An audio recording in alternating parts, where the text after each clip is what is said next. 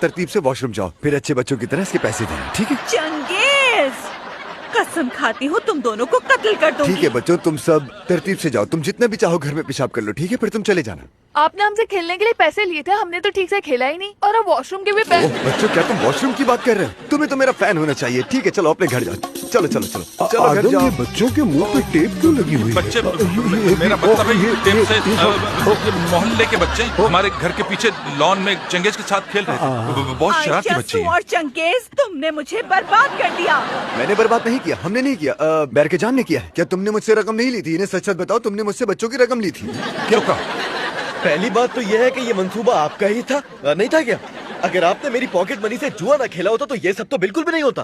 तुम्हारी pocket money के पैसे जो तुमने आयशा से चुराए थे। अच्छा, हाँ। तो वो चोट आयशा, सू एक बार तो मेरे ये घर कुछ आ होना जाओ। था, से पंगा लिया था तुम्हें। तुम कमीने आदमी। मगर अभी क्या क्या ये सब मजाक कर रहे हैं? जी जी सब ये मजाक कर रहे हैं। आयशा, सू हाँ, रमजान दादा आ गए।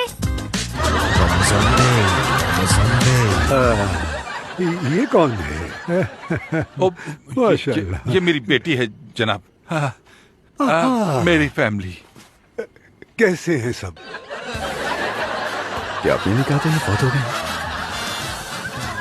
जंगेज, जंगेज, हमारे हाथों से हवेली गई।